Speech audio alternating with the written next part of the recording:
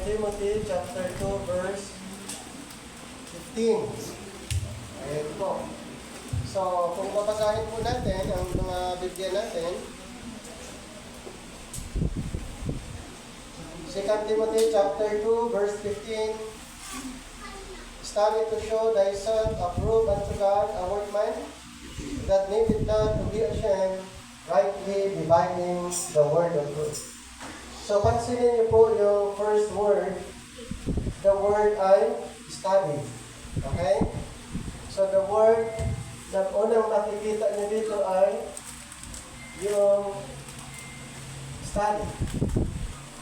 So, dapat ba pag-aralan ang Bible? Yes. Pero karamihan, hindi po pinag-aaralan ng Bible. Pag Sunday lang po, mostly na-open ang Bible, pero pag mga ibang araw ay hindi po. Okay, pero mas maraming time ang cellphone kung i-compare sa Bible. Mas maraming attention, karamihan sa cellphone instead sa Bible. Tama ba? O tama? Yes, tama. Ngayon, since na ang Biblia natin ay hindi masyadong napansin from Monday to Saturday, so ito yung time na pag-aaralan natin kung ano ba ang Biblia. Okay, so after that, nakapag-aral na. Ang next dito is magiging workman. Magiging workman or workers, ministers, preachers, teachers, or basta workman. Workers, ministers, lahat po nandito. Yun ay product, okay, yun ay produkto nung ang tao ay nag-aaral. So ito yung resulta. And then, ang taong ito ay pag siya nakapag-aral, hindi na siya nahihiyang i-share. Need it not to be ashamed. And then, yung isa doon, approve unto God. Ayan. So, study to become workers, ministers, approve unto God, a workman needed not to be ashamed. So, hindi na natin ikakahiya na ipangalan ang salita ng Panginoon, lalong-lalo na ang pangangaral mo ay approved unto God. At papaano? Ito po yung alamin natin. Papaano ang isang pag-aaral na approved unto God? Ang Panginoon, mayroon po siyang divine method. Okay? Divine method na ibinigay. At ano po yun? Rightly dividing the word of truth. Ito po yung divine method. Rightly dividing the word of truth. Okay? So, yan po yung nasa harapan nyo. Siguro yung iba, bakit yun yung nasa harapan? Actually, yun po ang divine method na ibinigay ng ating Panginoon kay Apostol Pablo at kanyang ibinahagi kay Timothy. So, ang method na yan, ang ginagamit ni Timothy para siya hindi ma-deceive. Kasi noon, maraming mga panlilim lang sa panahon noon. How much more ngayon? Marami din. Noon, ang dami. Kaya, si Apostol Pablo bilang mentor ni Timothy, ay inintroduce po ang method na ito, rightly dividing the word of truth. Ano ba ang rightly dividing the word of truth? Ito po, sa original word, ito po ay orthotomio. Ang salitang orthotomeo, ito po ay isang engineering term na ginagamit. At ito yung accurate na word katumbas sa original word, rightly dividing the word of truth. Anong ibig sabihin? Ito po ay isang method na ginagamit kung paano alamin ang pagkakaiba. Sa Bible po, maraming mga differences. Pero karamihan ang sinasabi nila, parehas lang, parehas lang. Hindi po. Kailangan po natin ng method para mag-identify alin ang iba't ibang katuruan na meron sa Bible. Sa 1 Corinthians chapter 2 verse 13, ito po ay sinasabi, it's about observing the differences or comparing spiritual things with spiritual. Dito po sa 1 Corinthians chapter 2 verse 13, which things also we speak not in the words which man's wisdom teacheth, but which the Holy Ghost teacheth, comparing spiritual things with spiritual. So ito po, comparing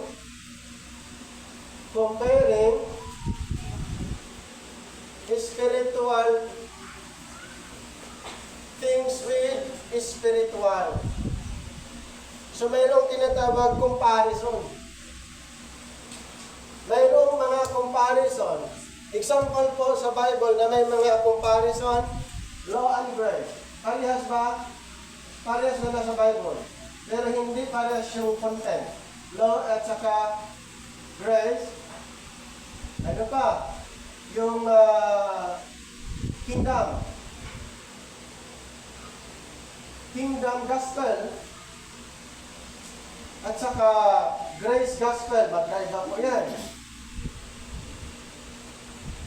So, law and grace, kingdom gospel at saka grace gospel. Yun po ay mga sample lamang na mayroon pong pagkakaiba. Hindi po natin titignan ang Bible na iisa lang or parehas lang ang laman. Marami po sa Bible na may mga pagkakaiba. So, bakit si Apostle Paul gumagamit siya ng term? Ito po ay term ng isang engineer.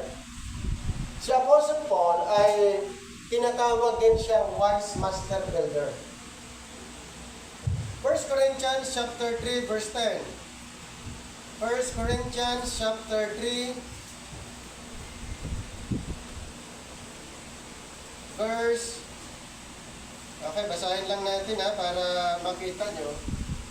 3 verse 10, according to the grace of God which is given unto me as a wise master builder, I have laid a foundation, and another buildeth thereon, but let every man take heed how he buildeth thereupon. So, na-mention po doon yung wise master builder. Wise master builder ay sa 1 Corinthians chapter 3 verse 10. Wise master builder. Pag sinasabing wise master builder, sa original word ay architect. Architect. At alam niyo ba kung ano yung ginagawa ng architect at saka engineer? So, alam po natin yan, di ba? Hindi sila basta-basta gumawa ng isang proyekto o project na walang plano. Nakuha niyo man? Hindi sila basta-basta gumawa ng project o anumang mga gusali na walang plano. Sa Bible po, ganon. Mayroong plano ang Panginoon na dapat nating malaman. At mayroong blueprint ang Panginoon na dapat nating malaman. Para sa mga pag-aaral natin, hindi po naghahalo yung mga katuruan. Dahil sa Bible po, maraming mga katuruan na hindi po dapat paghahaluin, pero dapat nating pag-aralan. Alright? So, ang Bible natin, mayroong 66 books, tama? From Genesis. Start tayo sa Genesis. So, ito pong line na ito ay, ito po yung Word of Truth. Okay, Word of Truth. From Genesis to Revelation. Genesis to Revelation, 66 books, wala na pong iba. Ang Bible po na ginagamit natin ay 66 books. Hindi po 70 plus. Di ba mayroong Bible na 70 plus ang books, including the Apocrypha? Ang Apocrypha po ay tinanggal ito sa canonicity, sa canon of Scripture, dahil napatunayan na mayroong 14 books na uninspired. Ibig sabihin, hindi siya inspired books, kaya inalis. Bakit inalis yon? Dahil ito ay naisulat in between Malachi and Mateo. In between Malachi and Mateo, mayroong 400 years na ang Panginoon ay silent. At yung 14 books na isulat sa period na yon, na ang Panginoon ay silent, kaya sa canonicity, canon of Scripture, ito po ay inalis at ang naiwan ay 66 books. Inspired books. Okay. So, ito na po yung Bible natin. Genesis to the book of Revelation. Ngayon, paano natin pag-aaralan ang Biblia? Ayon sa method na inintroduce ni Apostle Paul kay Timothy, na kailangan po malaman natin kung ano ang mga katuruan from Genesis to Revelation. So ito ay derived to another word, diario. The word diario, ito po ay divided into parts. So Genesis to Revelation ay divided into parts. So mayroon pong tinatawag na parte ang Bible po natin. So ang tanong, anong pangalan ng part na ito? Kung babasahin natin ang Ephesians chapter 2 verse 11 to 12. Sana may mabilis na mag-open ng Bible at silang magbasa. Kasi limited yung oras natin eh. Ephesians chapter 2 verse 11 and 12. Verse 11, wherefore remember that ye being in time past Gentiles in the flesh, who are called uncircumcision by that which is called the circumcision in the flesh made by hands, that at the time ye were without Christ, being aliens from the commonwealth of Israel, and strangers from the covenants of promise, having no hope, and without God in the world. So ang tawag po dito sa part na ito ay time past. Time past. At sa binasa natin sa time past, may dalawang group of people na pinag-usapan. The Israelites, yung tinatawag circumcision, the Israel, and then the Gentiles. So ang Gentiles, outside sa 12 tribes of Israel, meron pong 12 tribes ang Israel. So outside the 12 tribes of Israel, ang tawag po Gentiles. Kayo ba ay kasama sa 12 tribo ng Israel? Hindi. Dito po tayo na group na kung saan nabanggit dito sa binasa natin sa verse 11, wherefore remember that ye being in time past Gentiles in the flesh, who are called uncircumcision. Kasi ang uncircumcision referring to a group of Gentiles, and then the circumcision ay mga Israelites. By that which is called the circumcision in the flesh made by hands, verse 12, that at the time ye were without Christ. Sino po yon? Without Christ. Ang description po natin dito mga kapatid ay without Christ, without God, no hope, tinatawag ng aliens, strangers. Yan po ang description ng mga Gentiles. So pag sabi natin without Christ, without God, no hope, aliens, strangers, saan kaya pupunta ang mga taong walang Diyos, walang Kristo, walang pag-asa? So mayroon tayong separate na destination. Okay? Mayroon tayong separate na destination. Ang destination po natin under the time pass ay lake of fire. Bakit lake of fire? Dahil nga, walang Diyos, walang Kristo, walang pag-asa. Saan ba pupunta ang mga ito? Sa lake of fire. Under the time pass. Kasi, ang atensyon ng Panginoon ay nasa Israel. Ang Israel po, sila po ay covenant people. Sila ay covenant people, chosen people, peculiar. Tinatawag din silang peculiar people. At saka royal priesthood. Children of the kingdom. Nasa kanila yung magandang titulo or estado ng buhay under sa time pass. Ngayon, ano ang tawag dito sa time na ito? Ephesians chapter 2 verse 13. 2:13 to 16. But now in Christ Jesus, who sometimes were far off, are made nigh by the blood of Christ.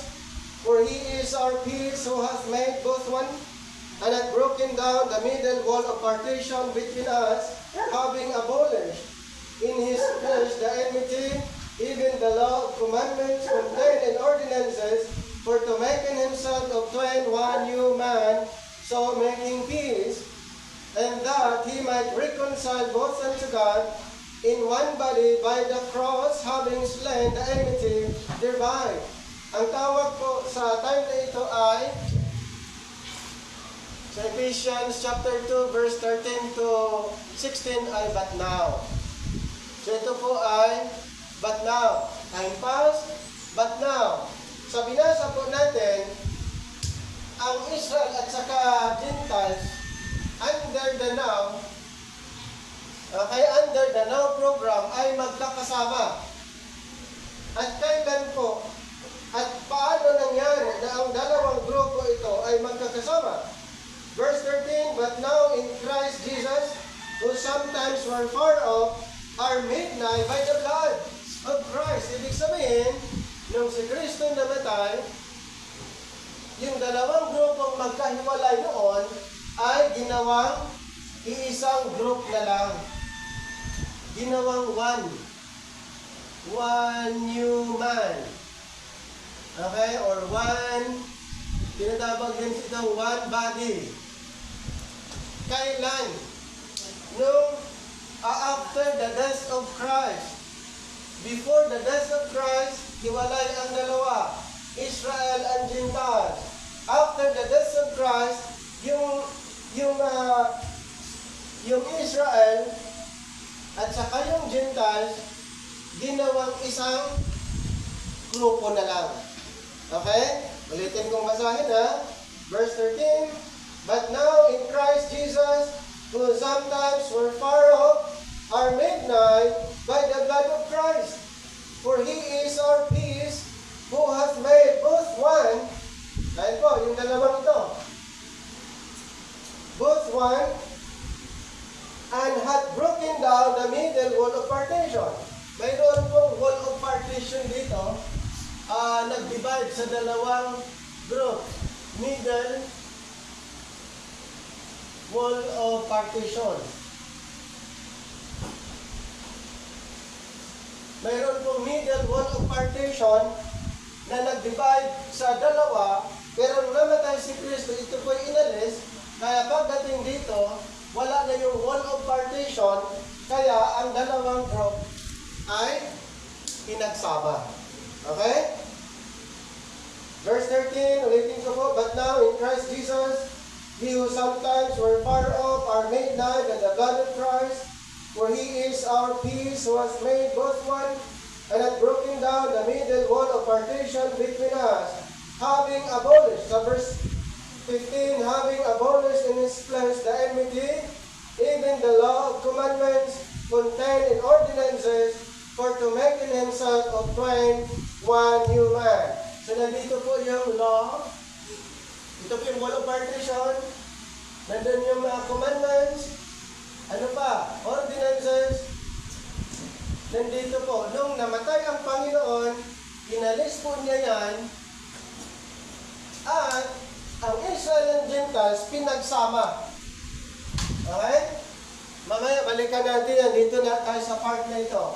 Sa Ephesians chapter 2, 7.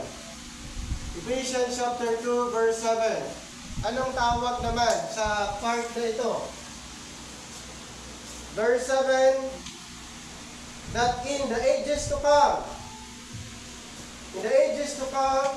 He might show the exceeding riches of His grace and His kindness toward us through Christ Jesus. So ito po ay ages to come. So ang Bible natin, mayroong time past, but now, ages to come. Parehas bang nasa Bible? Yes. Parehas ba na may mga katotohanan? Yes. Ang kaibahan lang yung time. Halimbawa, yung time dito, iba sa but now, iba din sa ages to come. Kaya nga, aaralin natin ng maayos para hindi po maihalo yung message dito, dadalhin doon.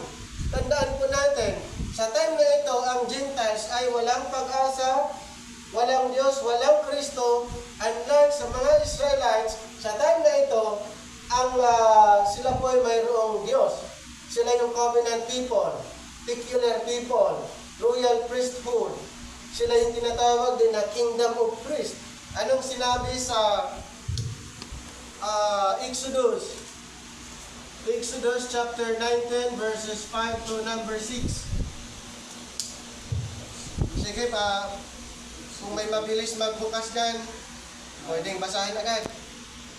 Exodus chapter 19, 5 to 6. Now therefore, if you will obey my voice indeed, and keep my covenant, then you shall be a special creatures unto me above all people, for all the earth is mine. And you shall be unto me a kingdom of priests and a holy nation. These are the words which you shall speak unto children of Israel. Napansin niyo po, children of Israel. Sila po yung may magandang description sa time na ito under the time past. Ang mga Gentiles sa time past ay hindi maganda ang description dahil ayon sa binasa natin kanina sa Ephesians chapter 2, 11 and 12, be without God, without Christ, no hope, aliens, strangers. Pero mga Israelites, yan po ang focus ng ating Panginoon. Ibig sabihin, before the death of Jesus Christ, ang pinaka-focus ay ang mga Israelites. Okay, so pa-backward po tayo sa time dito po. Itong dumating ang ating Panginoon. Ito yung birth. So, anong purpose kung bakit si Kristo ipinanganak? Basahin po natin. Mateo chapter 1 verse 21. Mateo chapter 1 verse 21 para makita po natin ano bang purpose na ang Panginoong Yesus ay ipinanganak. Basa. And he shall bring forth a son, and you shall call his name Jesus, for he shall save his people from their sins. So, he shall save his people from their sins under the time past. Sino po ang kaniyang bayan dito? Israel. Israel. Ibig sabihin, nung siya ipinanganak, ang purpose, iligtas niya ang bayang Israel. Ano bang nangyari sa Israel? Ganito po yan. Ang bayang Israel po ay na-captive sa Babylon. Kaya mayroong tinatawag Babylonian captivity. So, na-captive ang Babylon, ang Israel sa Babylon. Ilang taon sila doon? 70 years. Ang Israel ay na-captive sa Babylon, sinakop ito. And then after 70 years, sumunod po ang Medo-Persia. Medo at saka Persia sa panguna ni Cyrus at saka ni King Darius. Sa Babylon, si King Nebuchadnezzar. Sinakop ang Israel. And then, next na sumakop sa bayang Israel ay ang Greece. Ang Greece sa panguna ni Alexander the Great. And then sumunod yung Rome. So dapat bang iligtas ang Israel sa time na ito? Yes. Bakit? Sila po ay sinakop ng Babylon, Medo-Persia, Greece, Rome. So dumating si Jesus Christ, ang purpose, palayain ang Israel dahil sinakop ng mga empire na ito, ng nation na ito. So Jesus Christ came to save His people. Naku ha, yan po ang purpose kung bakit siya ipinanganak in fulfillment sa sinabi ni Propeta Isaiah. Basahin niyo po sa Isaiah chapter 9. Chapter 9, 6-7. Yan po ay fulfillment sa sinabi ni Propeta Isaiah na mayroong ipapanganak. Isaiah 9, 6-7. For unto us a child is born, unto us a son is given, and the government shall be upon his children, and his name shall be called Wonderful, Counselor, the Mighty God, the Everlasting Father, the Prince of Peace. 7. Of the increase of his government and peace there shall be no end upon the throne of David and upon his kingdom, to order it and to establish it with judgment and with justice from henceforth ever forever. The zeal of the Lord of hosts will perform this. Alright, so napansin niyo po, yan ang propesya patungkol po sa darating na Mesias, at yan nga po ay na-fulfill sa Matthew chapter 1 na ang pangalan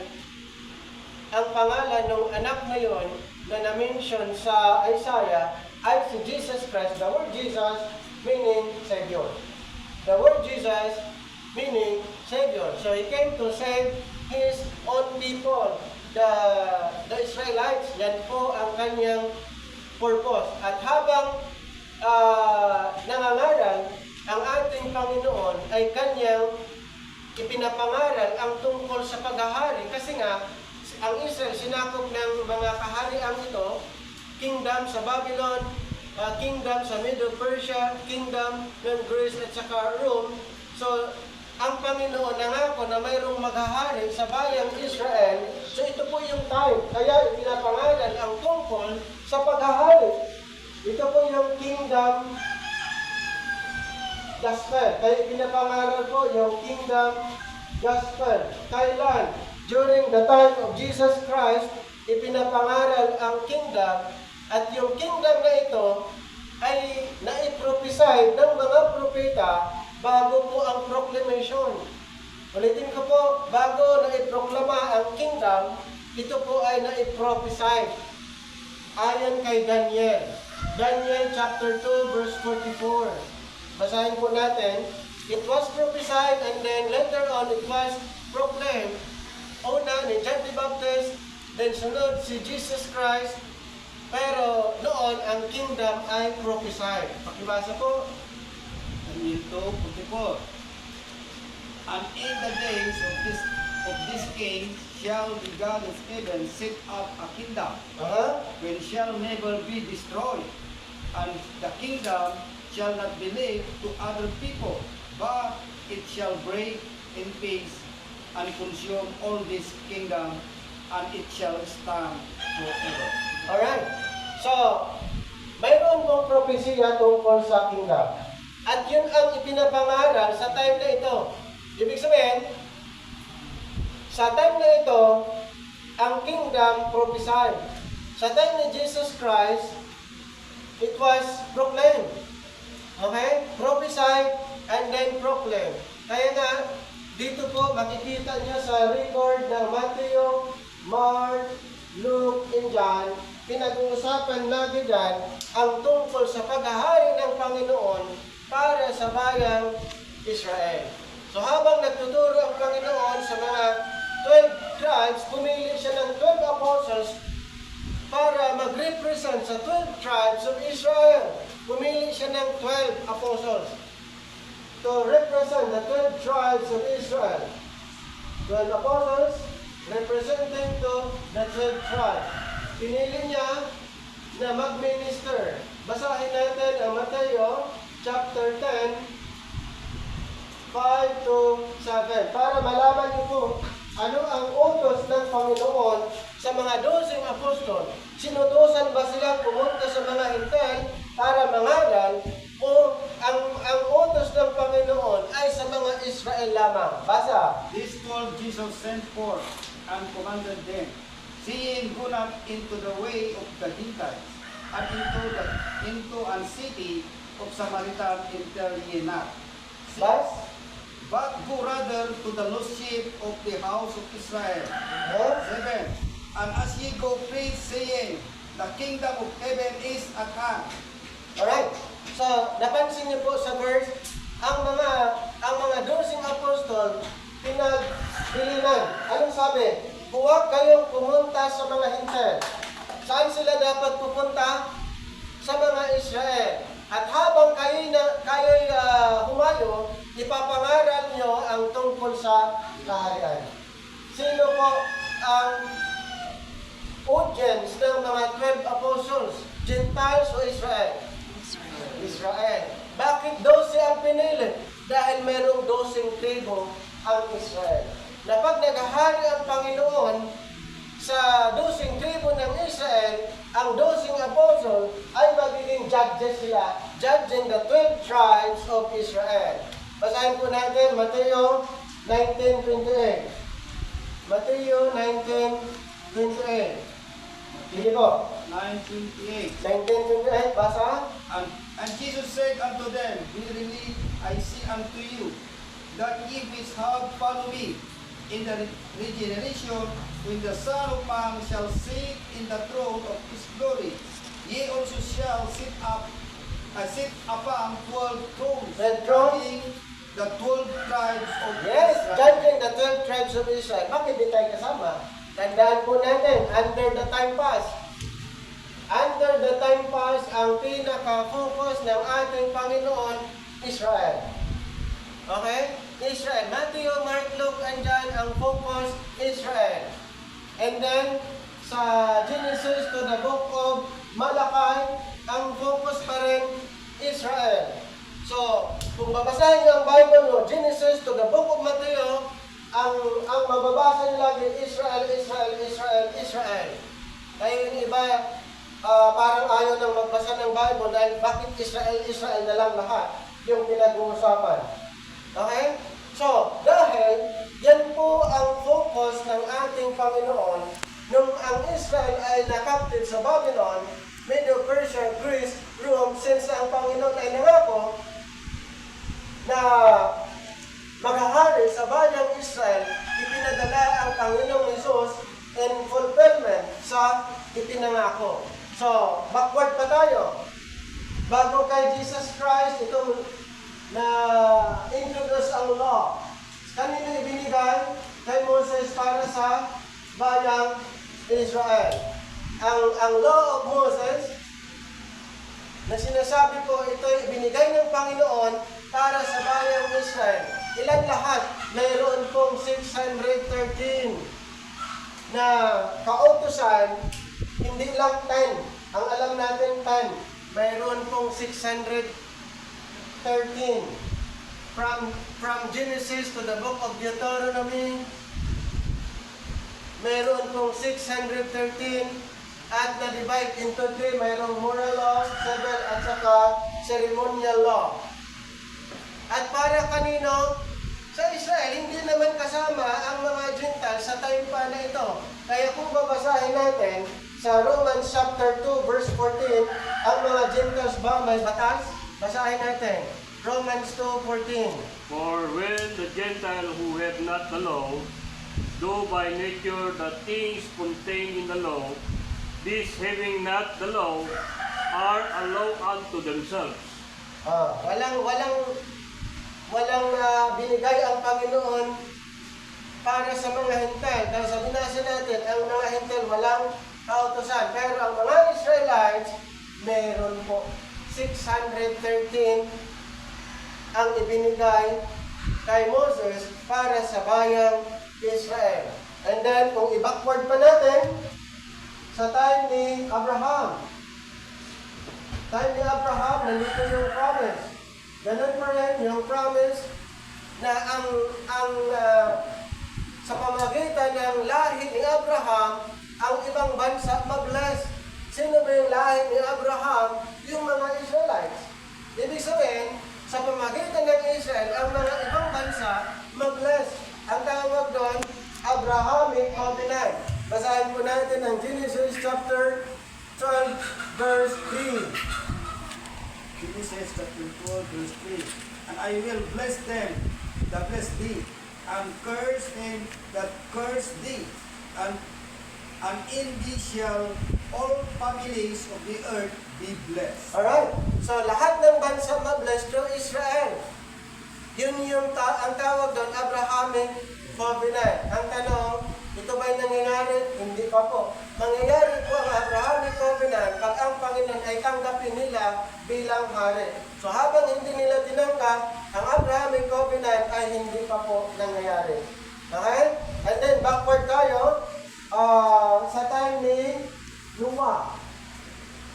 Okay, nandun yung mga covenant, and then backward pa sa time ni Adam. So, yung mga ito, ang programang ito ay under the time pass na kung saan nakafocus ang Panginoon sa kanila. Pagdating ng panahon, sila po'y paghaharian. Okay? Pero sila lang. Mayroon pong pangako ang Panginoon sa kanila na siyang maghahari dito sa lupa. At ang programang ito ay tinatawag na propesiya. Mayroong programa ng propesiya at ito po yun. Okay? Prophecy. Ang tawag doon, prophetic program. Prophecy. So, ang prophecy, concern ang Panginoon dito sa lupa. Kaya pinag-uusapan po dito more on earthly destination, earthly na paghahari ng ating Panginoon under sa prophetic program. Kailan nag-start? Since the world began. Basahin natin ang Acts chapter 3:21. Acts chapter 3 verse 21. Acts 3:21. Whom the heaven must receive until the times of restitution of the things which God hath spoken by the mouth of all his holy prophets since the world began. Since the world began. Ibig sabihin, paano yung before the world? Kung itong programang ito para sa bayang Israel, ulitin ko po ang programa ng Panginoon sa Israel since the world. Paano yung before the world? Kung ito ay since the world, paano yung before? Basahin po natin yung Romans 16:25. So mayroong since the world, basahin yung Romans 16:25. Anong meron doon? Now to him Sige. who is able to establish you according to my gospel and the preaching of Jesus Christ according to the revelation of the mystery which was kept secret since the world began. Yes. Which was kept secret since the world began. Anong kaibahan doon? Since the world began,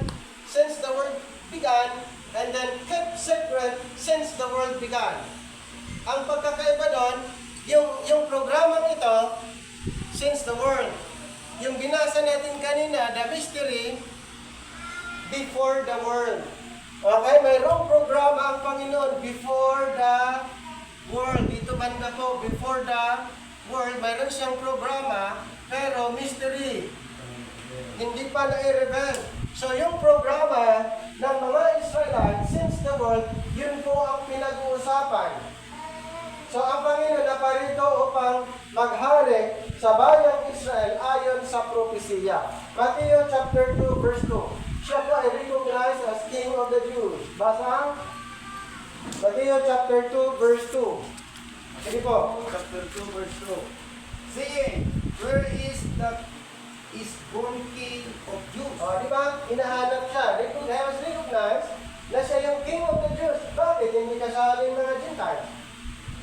Siya po ay kinilala na siya yung King of the Jews. King of Israel. Sa time na ito, ang kaligtasan ay nasa Israel. Wala dito. Ang salvation sa time na ito, bago namatay ang Panginoon, ay nakafocus lang sa mga Israelites. Pakibasa po ang John 4:22. John 4:22. Sige. John 4:22, you worship, you know not what. We know what we worship, for salvation Salvation, is of the Jews. yes, salvation ay sa kanila. Wala dito. Salvation is of the Jews. Sa kanila lang po ang salvation. Sa time na yon, before the death of Christ. Okay? So, ulitin ko po, aside from ang Panginoon ay maghahari sa mga Israelites dahil yun po ang plano, yun po ang propesiya. So dito po, ipinapangaral ang tungkol sa paghahari, tungkol sa kingdom, dahil nga ang purpose, ang Israel ay paghaharian ng ating Panginoon. Ang tanong, lahat ba ng Israel naniniwala? Hindi. Mayroon lang pong ilan. Kaya ang tawag ay little flock. Little flock. So yung little flock, ito po yung mga naniniwala sa ating Panginoon. At ipinangako ngayon ng ating Panginoon ang tungkol sa kaharian. Ibig sabihin, ang Panginoon maghahari sa little flock or sa mga believing Israel. Pakibasa Luke 12:32. Luke chapter 12, 32.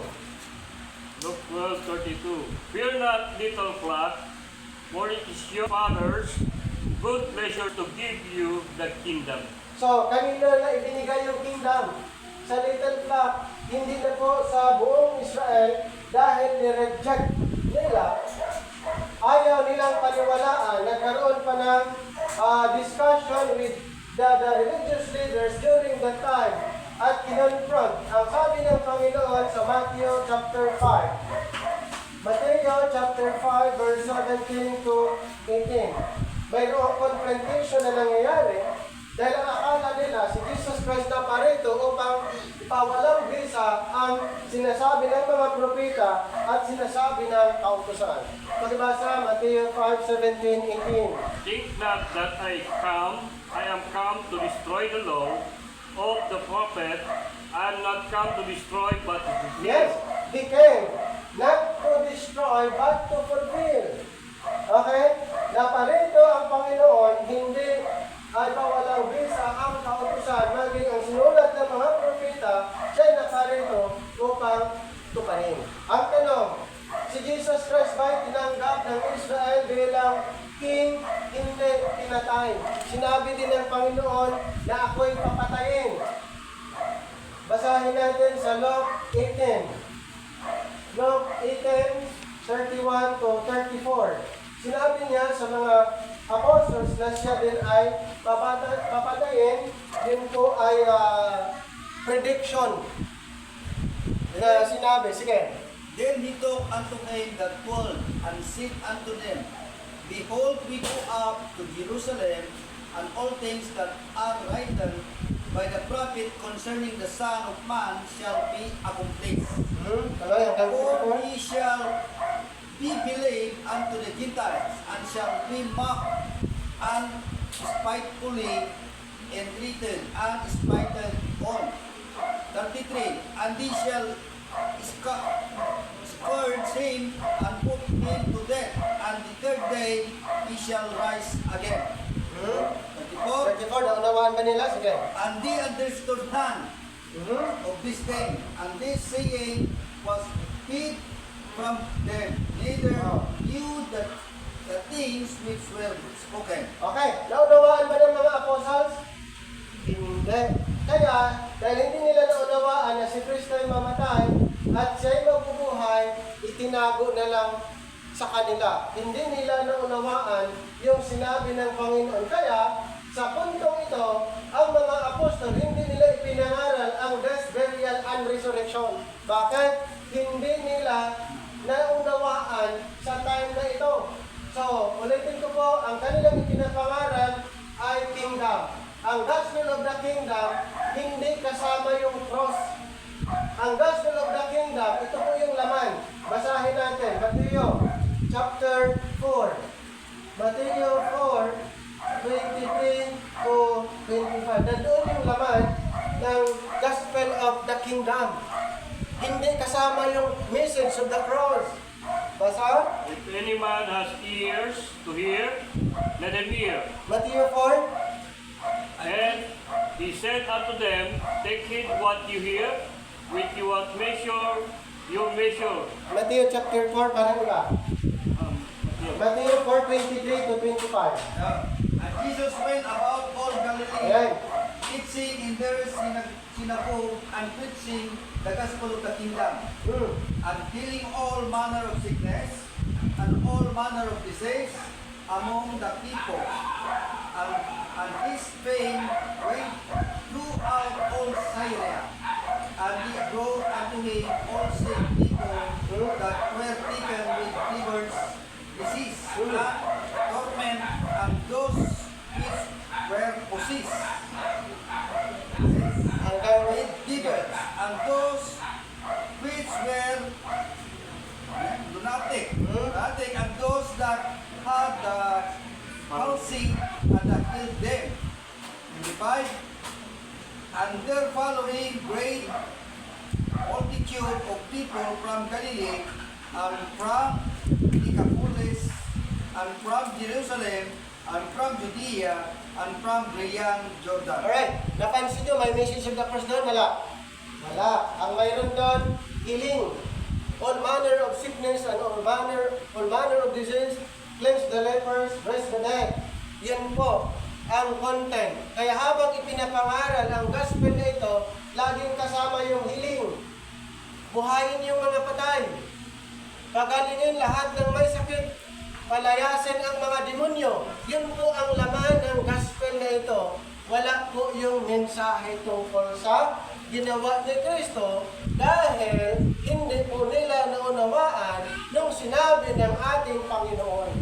Okay? So, natuloy na ang Panginoon ay namatay. Hindi tinanggap na siya'y maghahari sa bayang Israel. Ang nangyari po siya'y pinatay. Okay? Pero sinabi naman niya kanina, yung binasa natin, siya'y mabubuhay sa ikatlong araw. Tama? Okay, siya'y nag-resurrect sa ikatlong araw. Ngayon, bago siya umakyat, kinausap muna niya yung mga apostles. Mateo 28:19. Mateo 28:19. Sige. Go ye therefore and teach all nations, baptizing them in the name of the Father, and of the Son, and of the Holy Spirit, teaching them to observe all things whatsoever I have commanded you.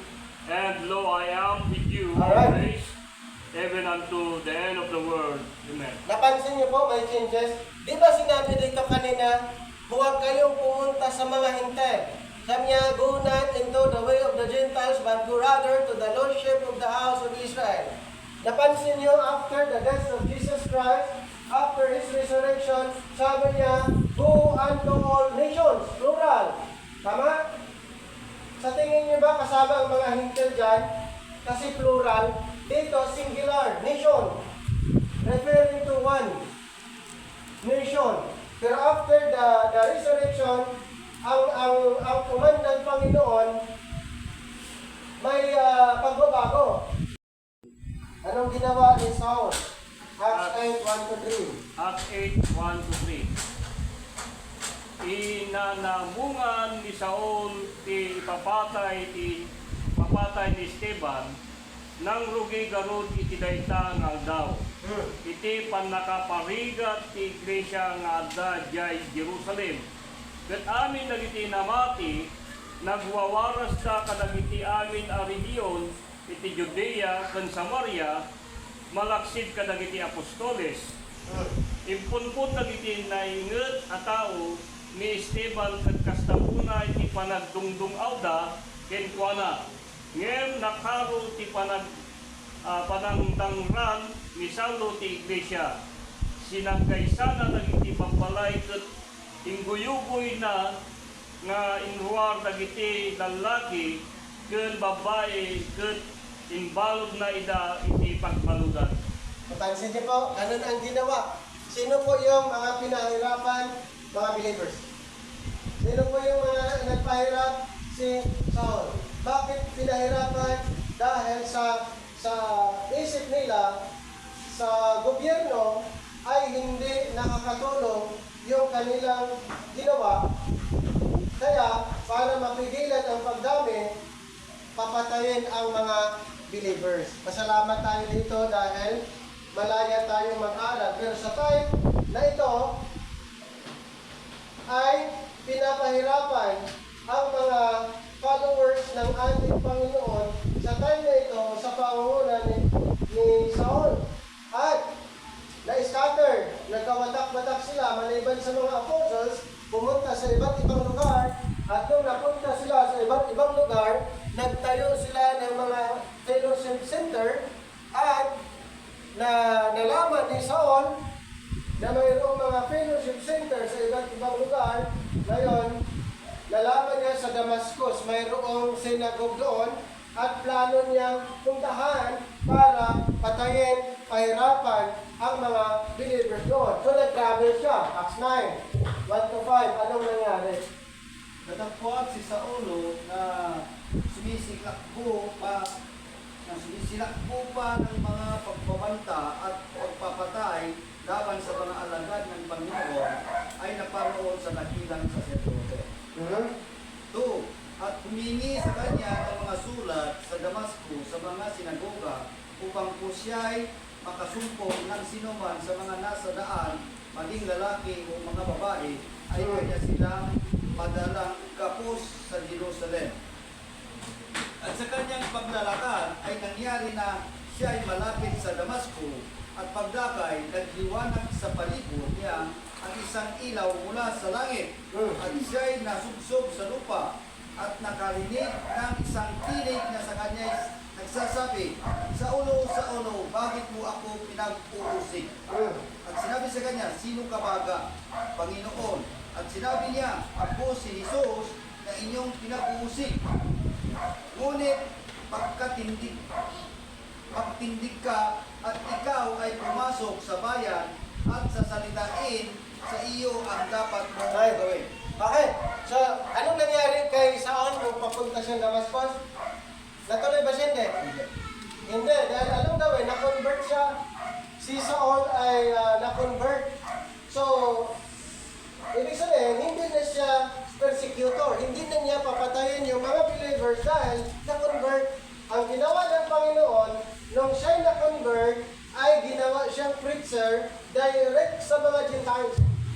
Siya po ngayon ay isang preacher direct sa mga Gentiles. Kaya, ang kanyang pangalan pinalitan into Paul, Gentile name. Hindi na po siya persecutor, siya po ay apostol. Apostol para sa mga Gentile. Okay, basahin natin ang Romans 11:13. Romans 11:13. Siya po ang apostol natin, mga Gentile. Basa? Romans 11:13. Ken agsasauak kita kada kayo ahintin, yang tangay tapos tulak kada giti hintin. Good news po mga kapatid. Sige. Ipagpanakkel ko iti ministeryo. Ano po ang good news dito nakita niyo para sa atin? Ang Panginoon pumili ng 12 apostol para kanino? Israel. Walang apostol ang Gentile. Ito pong good news ang Panginoon pumili ng apostol para sa ating mga Gintil. Kailan lang po tayo nagkaroon ng apostol? Nung tinawag si Paul, si Saul na naging Paul. Doon lang po tayo na nagkaroon ng apostle. But before Apostle Paul, ang mga Israelites lang po ang mayroong apostles. Kaya siya ang tinatawag na apostol ng mga Hintil, preacher at teacher. Basahin natin. 1 Timothy chapter 2 verse 7. Patunay na si Pablo ay siya yung preacher, teacher ng mga Hintil. Na dito'y tinalaga ako na tagapangaral at apostol. Sinabi ko ang katotohanan. Hindi ako nagsisinungaling. Guro sa mga Hintil. Guro sa mga Hintil. Pananampalataya at katotohanan. So dito po, ulitin ko, may changes na naman. Bakit? Kasi dito, nakafocus lang sa Israel. Bago naman na si Kristo, Israel. After His resurrection, nung nag-utos siya, pero Israel pa rin yung una. So nagkaroon ng persecution, hindi nila tinanggap din ang mensahe ng mga apostles, kundi sila pinahirapan, pinatay. Kaya ang ginawa ng Panginoon, tinawag itong persecutor at ginawang apostol para sa mga Hintil. At sa puntong ito, mayroon na namang changes. Bakit?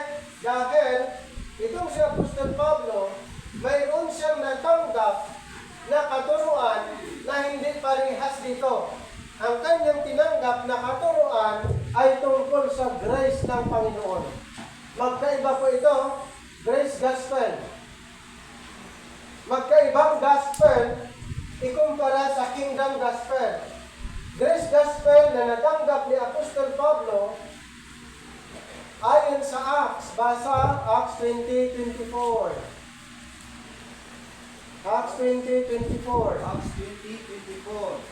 Tatapwat hindi ko minamahal ang ating buhay, nawari sa atin ay mahalaga, maganap ko lamang ang ating katungkulan at ang ministeryong tinanggap ko sa Panginoong Hesus na magpatotoo ng Ebanghelyo ng biyaya ng Diyos. Siya lang po, nung siya'y tinawag, ibinigay ang mensahe na ipapangaral ang biyaya, the gospel of the grace of God, ikumpara sa gospel of the kingdom.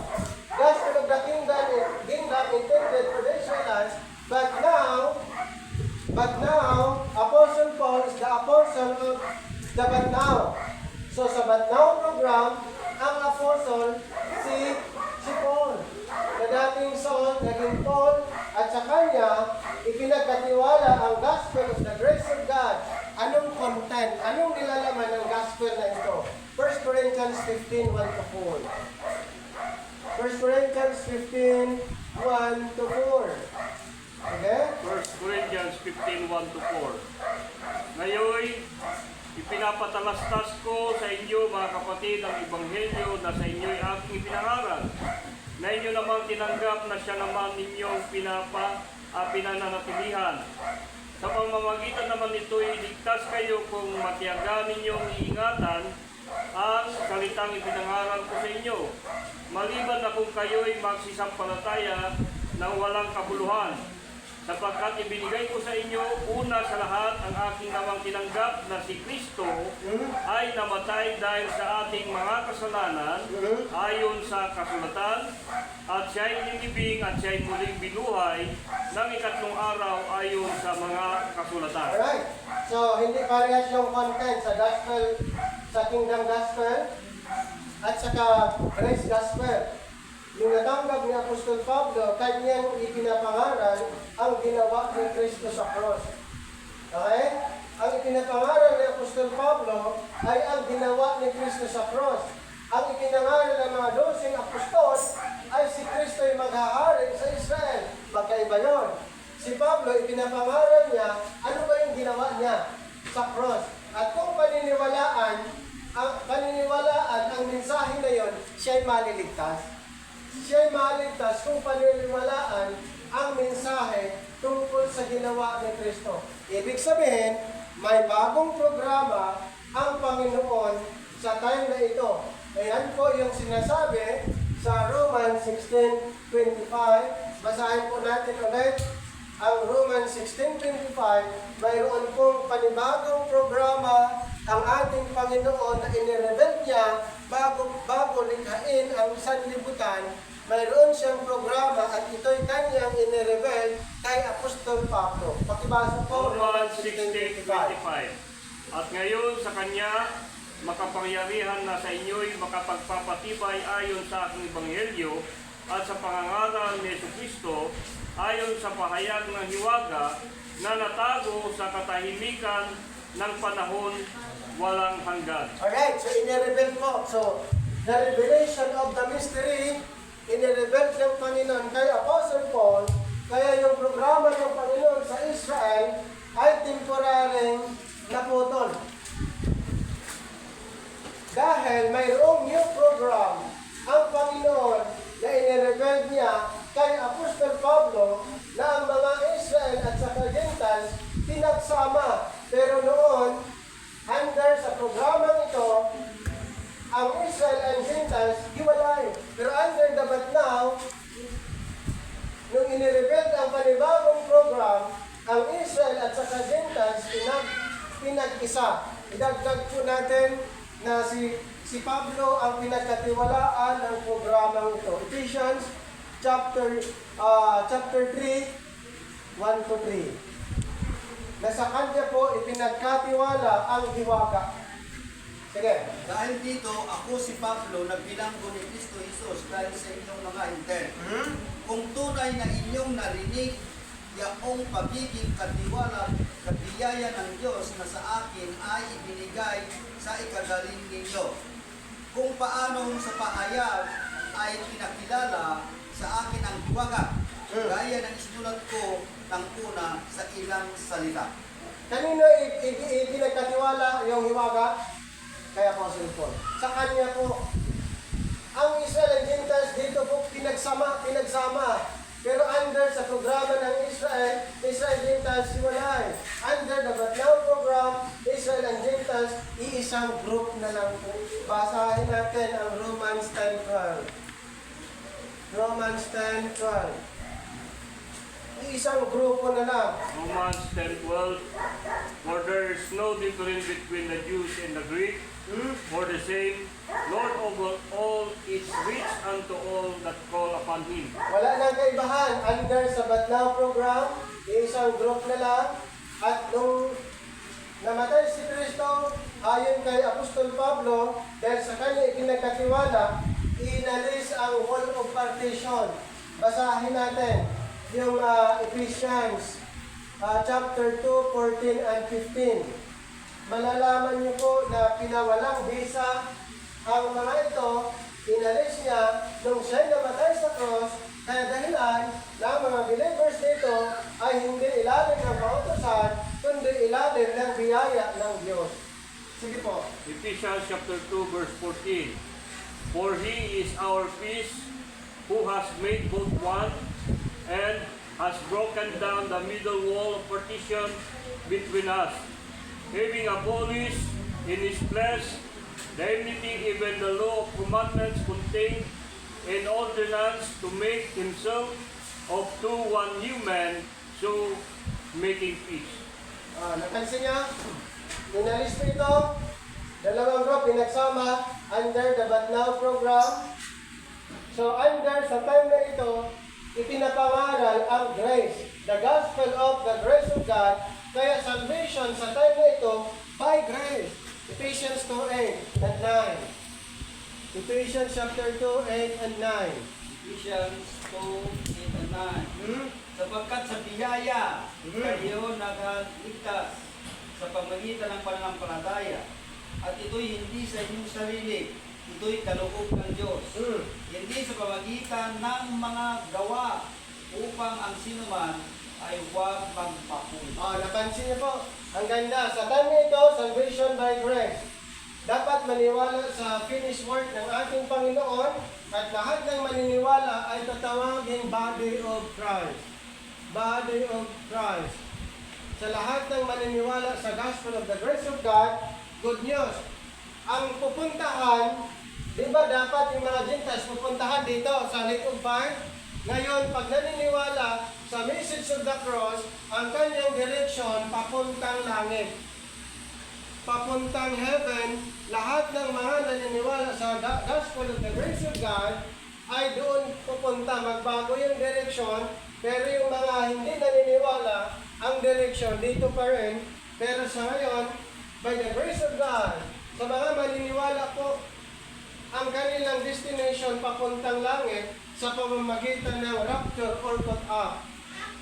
Okay, basahin po natin ang 1 Thessalonians chapter 4, start reading lang sa 15 hanggang 17.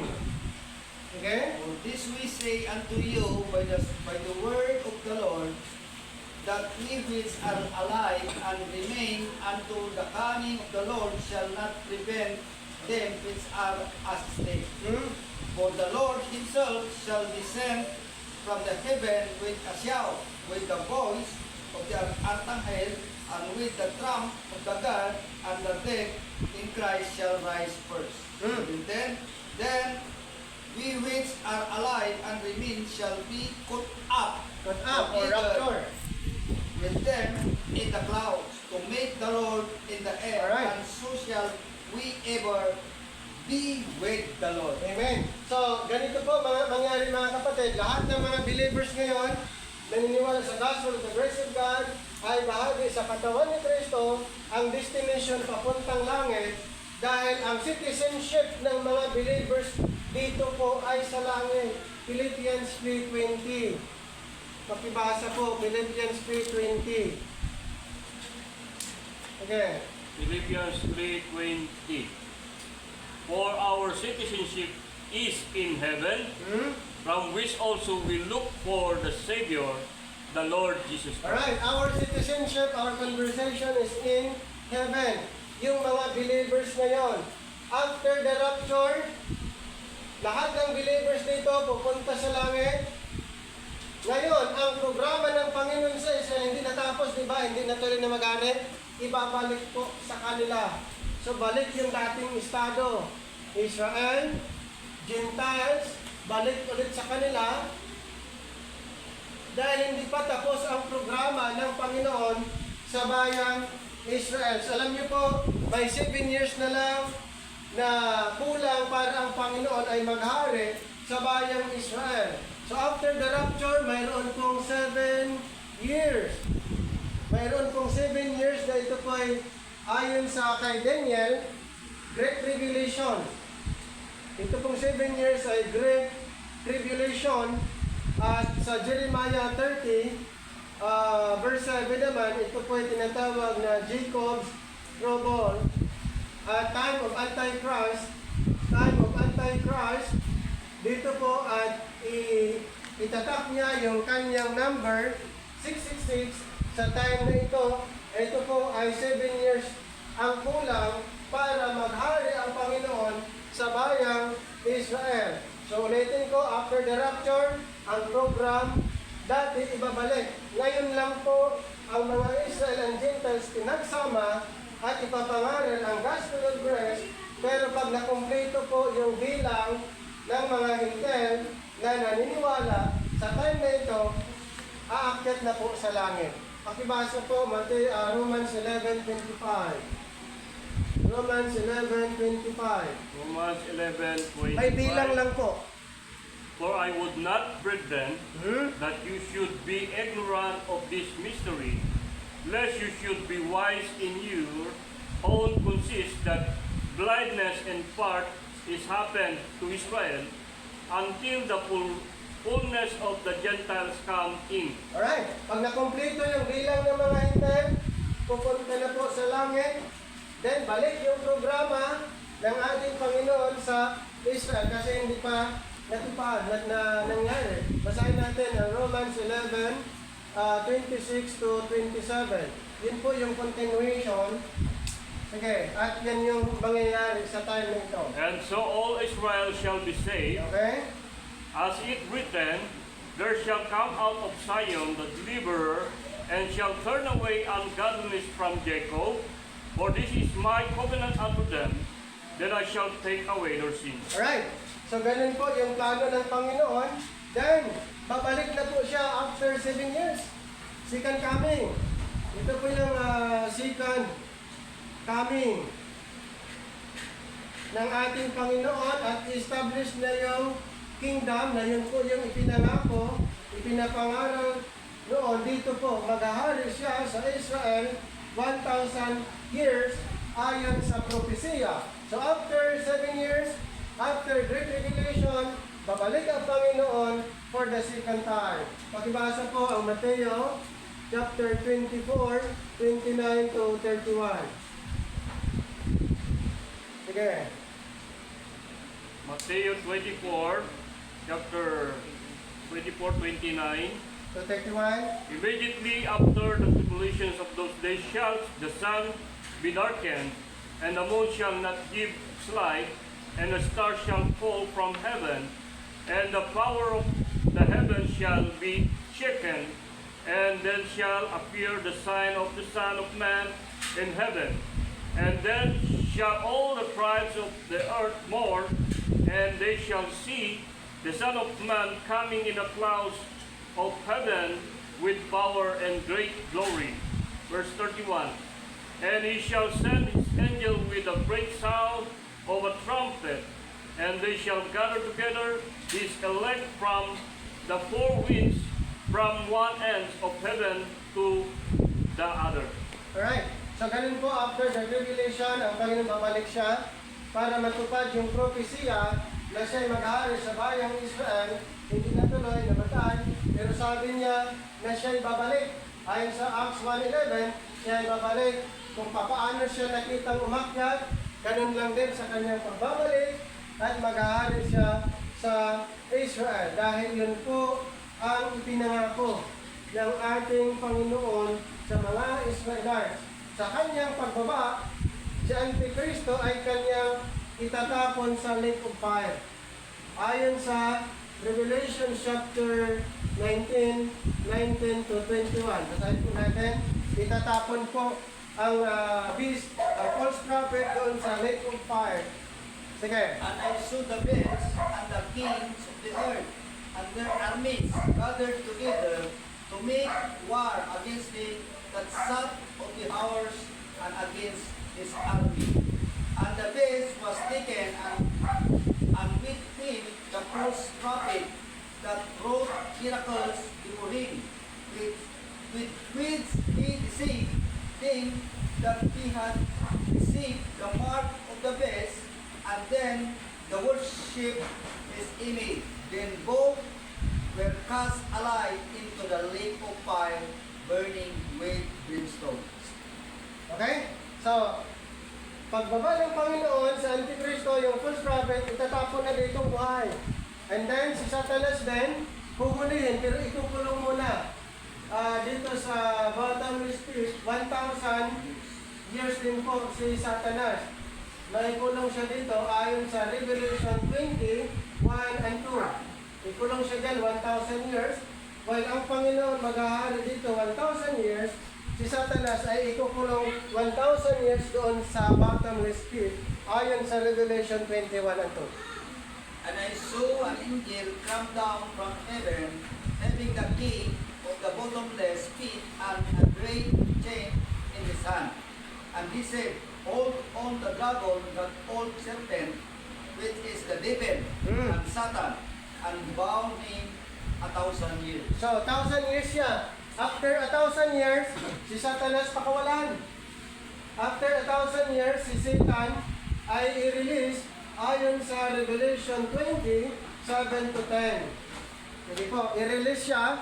At anong mangyayari kung si Satanas ay pakawalan after 1,000 years? Revelation 27 to 10.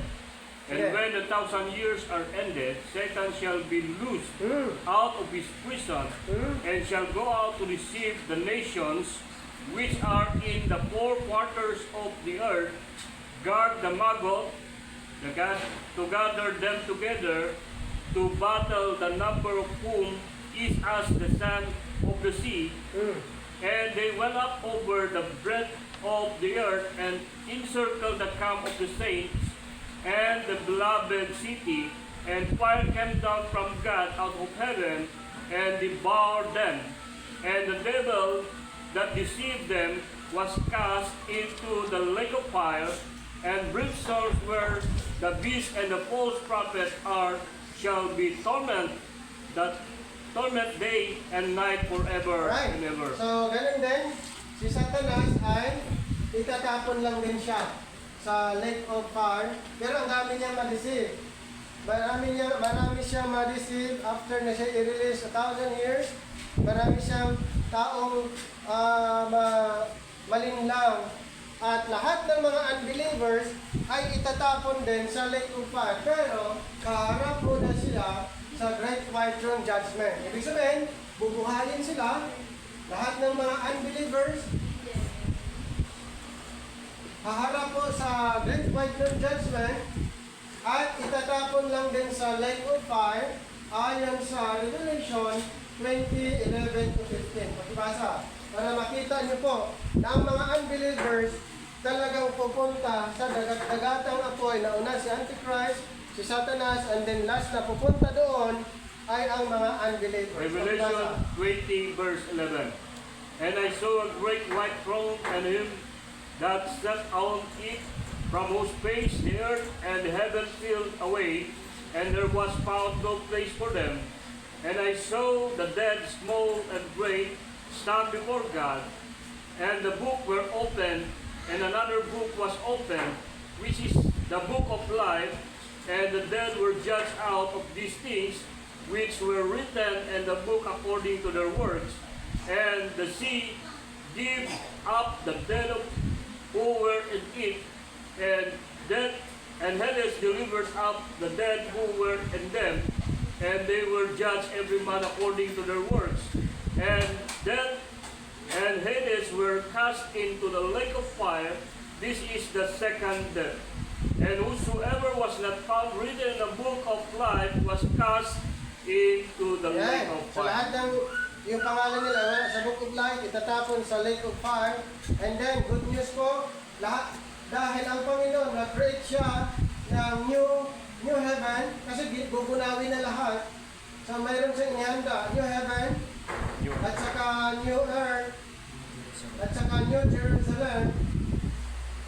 Itong new earth, new Jerusalem, intended for the Israelites dahil ang pangako ng Panginoon ay forever sila dito sa lupa. Kaya ang Panginoon nag-create ng new earth. And then sa new earth, nandun yung new Jerusalem. Ang pinangakuhan po dyan ay ang mga believers, mga kingdom believers since the world began, ay mag-exist sila eternity dito sa earth. Kaya dahilan, ang Panginoon nag-create ng new earth, new Jerusalem.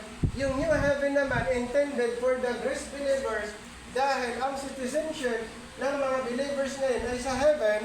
So God created new heaven para sa mga grace believers, para sa mga body of Christ na citizens in heaven. Pagdating sa future, ang Panginoon mag-create ng new heaven para sa mga believers ngayon. Ang Panginoon mag-create ng new earth, new Jerusalem para po sa mga believing Israelites. Dito po sila mag-exist eternity, and then ang lake of fire para sa mga unbelievers. So sa time na ito, pinagsama ang government ay isang pamamahala na lang po ayon sa Ephesians 1:10. So dibaza? Sige. Ephesians 1:10. That in the dispensation of fullness of time he might gather together in one all things in Christ, Christ. both which are in heaven and which are on earth, Yes. even in him. Ayan. So, pagdating sa fullness of time, new heaven and new earth ay isa na lang na pinapamahalaan ng ating Panginoon. So mga kapatid, ang Bible natin ay divided into tatlong klaseng time. The time past, the but now, and the ages to come. So paano po natin malalaman? Dapat i-apply po natin ang divine method, rightly dividing the word of God, para maiwasan po natin ang mixing teaching. hindi mo pwedeng ihalo ang teaching dito, dadalhin mo doon. Bakit? Si Apostol Pablo na-convert dito na po. Na-convert siya Acts 9, ikinumission siya Acts 13, before Apostle Paul, ang mga Gentiles, ito po ang description. We were without God, without Christ, no hope, aliens, strangers. At ang focus ng ating Panginoon before His death ay ang mga Israelites. Wala kang pwedeng i-claim kahit ano man dito bilang ikaw ay hintel. Ang pwedeng mag-claim yung mga Israel. Kung gusto mong mag-claim yung sa panahon natin ngayon, si Apostol Pablo mayroon siyang isinulat. Mayroon siyang 13 epistles from Romans to Philemon. Ang instruction para sa mga believers ngayon ay matatagpuan sa kaniyang sulat. Sulat ni Apostle Paul ang instruction. Pero pwede nating matutunan ang mga writings outside his writings for our learning ayon sa Romans 15 verse 4. So ito po yung bird's eye view ng Bible from Genesis to Revelation. We are, nasaan ba tayo sa programa ng Panginoon? Time past, but now, ages to come. Yes, we are in the but now program. And we are waiting for the rapture, not second coming. Ang nag-aantay ng second coming Israel. Bakit? Hindi natuloy na siya mag-aaral sa kanila, aantayin nila for the second coming.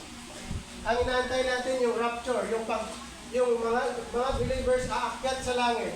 Ang second coming, si Kristo ay bababa galing sa langit. At establish yung kingdom, mag-aaral siya sa bayang Israel 1,000 years. Okay?